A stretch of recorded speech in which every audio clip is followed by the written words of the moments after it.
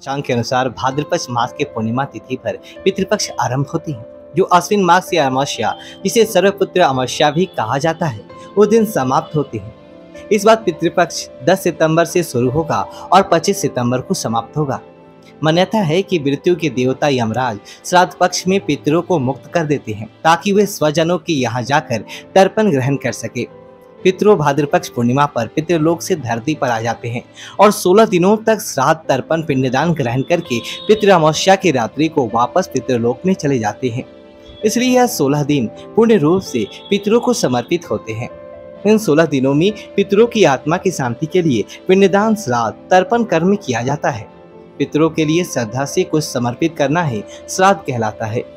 यह 16 दिन पितरों को प्रसन्न कर पितरों की कृपा प्राप्त करने के लिए बहुत ही खास मानी जाती है। दोस्तों, जैसा कि आप सभी जानते हैं कि पितृपक्ष के दौरान कोई भी शुभ और मांगलिक कार्य नहीं किए जाते हैं। शास्त्रों में पितृपक्ष के कई नियम बताए गए हैं। अगर उन नियमों का पालन न किया जाए तो इससे पितृदोष लगता है, पितृदोष नाराज हो जाते हैं। पितृपक्ष के दौरान शुभ और मांगलिक कार्य न करने के साथ ही कुछ ऐसी चीजें भी होती है जिनका सेवन पितृपक्ष के दौरान भूलकर भी नहीं करना चाहिए। पितृपक्ष पितरों को समर्पित होते हैं, इसलिए इस दौरान भोजन का विशेष महत्व होता है। इस दौरान पितरों के लिए भोजन निकाला जाता है, ब्राह्मण भोज कराए जाते हैं और पंचबलि भी दी जाती है। लेकिन शास्त्रों में कुछ ऐसी चीजों के बारे में बताया गया है जिन्हें पितृपक्ष के दौरान भूलकर भी नहीं खाना चाहिए। कुछ ऐसी चीजें हैं जिनका ना तो पितृपक्ष के दौरान सेवन किया जाता है और न ही पितरों को या ब्राह्मणों को इन चीजों का भोग लगाया जाता है। तो आइए दोस्तों, हम जानते हैं कौन सी वह चीजें हैं जिनका पितृपक्ष के दौरान भूलकर भी सेवन नहीं करना चाहिए। कौन सी ऐसी चीज है जिसको पितृपक्ष के दौरान पितरों के या ब्राह्मणों के भोजन में भूलकर भी शामिल नहीं करना चाहिए, वरना दोष लगता है। आगे बढ़ने से पहले आपसे रिक्वेस्ट करते हैं कि वीडियो को लाइक जरूर कीजिएगा, दोस्तों को शेयर कर दीजिएगा और आपने अभी तक चैनल को सब्सक्राइब नहीं किया है तो चैनल को सब्सक्राइब करके बेल आइकन जरूर दबाइएगा। दोस्तों, बड़े बुजुर्ग द्वारा, ब्राह्मणों द्वारा आपने अधिकतर यही सुना होगा कि पितृपक्ष के दौरान वही भोजन बनाएं, वही भोजन का पितरों को या ब्राह्मणों को भोग लगाएं जो पितरों को पसंद था, तभी पितरों की आत्मा को शांति मिलती है। लेकिन यही हम कुछ गलतियां कर बैठते हैं।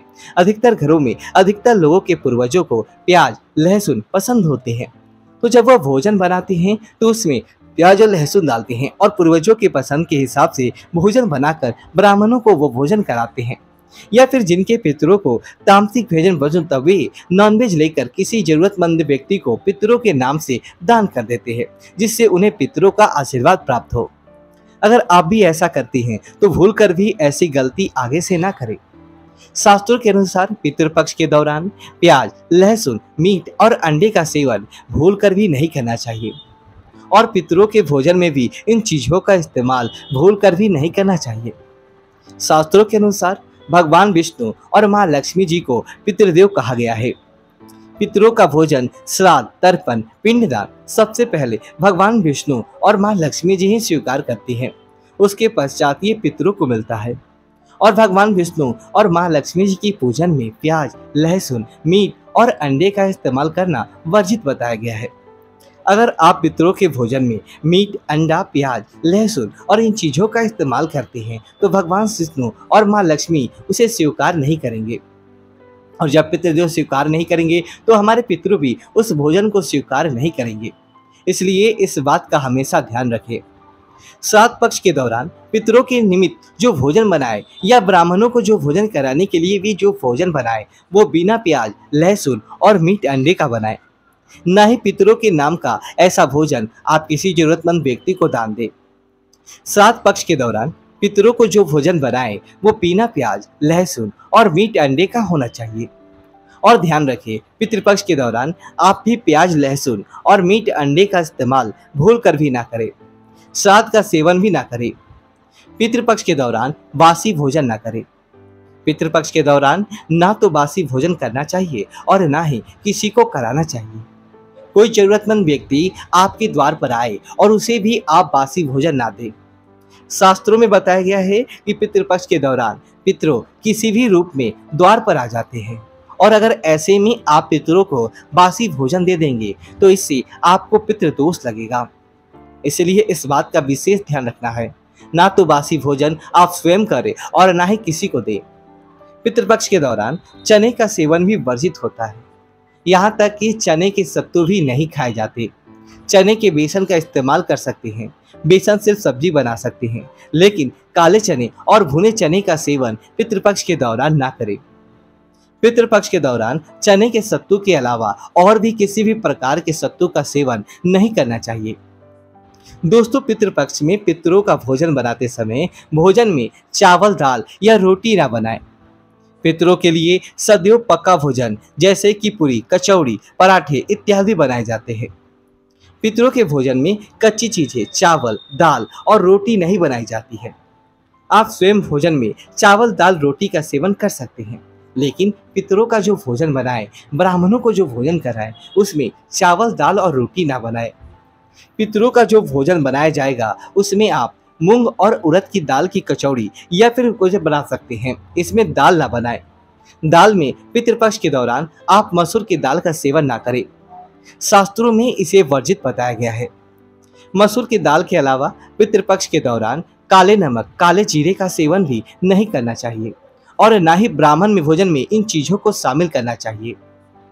पितृपक्ष में मूली, लौकी, खीरा और सरसों का साग ना तो खाया जाता है और ना ही खिलाया जाता है। श्राद्ध पक्ष में इन चीजों को खाना और खिलाना दोनों ही वर्जित होता है। श्राद्ध पक्ष के दौरान पितरों के भोजन में नींबू नहीं डाला जाता है। आप स्वयं नींबू का सेवन कर सकते हैं, लेकिन पितरों के भोजन में, ब्राह्मण भोजन में नींबू ना डालें। पितृपक्ष के दौरान कई तांत्रिक क्रियाएं भी की जाती है, इसलिए इस दौरान दूध, दही या फिर सफेद खाद्य पदार्थ जैसे कि सफेद रंग की मिठाई, बर्फी इत्यादि का सेवन नहीं करना चाहिए। पितृपक्ष के दौरान गाय के दूध का सेवन करने से बचना चाहिए, खास तौर पर वो गाय जिसने हाल ही में बच्चे को जन्म दिया हो। ऐसी गाय के दूध का सेवन भूल कर भी ना करें। पितृपक्ष के दौरान खीर अवश्य ही बनाई जाती है और खीर का पितरों को, ब्राह्मणों को और भोग लगाया जाता है। इसलिए आप पितृपक्ष के दौरान दूध से खीर बनाकर उसका भोग लगाकर प्रसाद के रूप में उसे ग्रहण कर सकते हैं, लेकिन खाली दूध का सेवन ना करें। सीधे तौर का सेवन ना करें। पितृपक्ष के दौरान करी बनाना और खाना भी वर्जित होता है, इस बात का विशेष ध्यान रखें। पितृपक्ष के दौरान कुल्थी की दान का भी सेवन ना करें। दोस्तों, ध्यान रखें, पितृपक्ष के दौरान आप पितरों के लिए जो भी भोजन बनाएं उस भोजन में आप तिल अवश्य ही डालें। पितृपक्ष में जो पितरों का भोजन बनाएं, ब्राह्मणों को जो भोजन कराएं या पंच बलि लगाएं या किसी जरूरतमंद व्यक्ति को पितरों के नाम से भोजन दे, उस भोजन में थोड़े से काले तिल अवश्य ही डालें। शास्त्रों के अनुसार जिस भोजन में काले तिल होते हैं वह भोजन पितृ ग्रहण करते हैं, लेकिन जिस भोजन में काले तिल नहीं होते हैं उसे भूत पिशाच ग्रहण करते हैं। इसलिए इस बात का विशेष ध्यान रखें। पितरों के भोजन में काले तिल डालकर ही आप पितरों को भोग लगाएं। काले तिल दूध पिशाचों से श्राद्ध के भोजन की रक्षा करते हैं, इसलिए इस बात का विशेष ध्यान रखें। दोस्तों, पितृपक्ष के दौरान कभी किसी दूसरे व्यक्ति का अन्न भी ग्रहण नहीं करना चाहिए, यानी कि किसी दूसरे व्यक्ति का भोजन भी ना करें।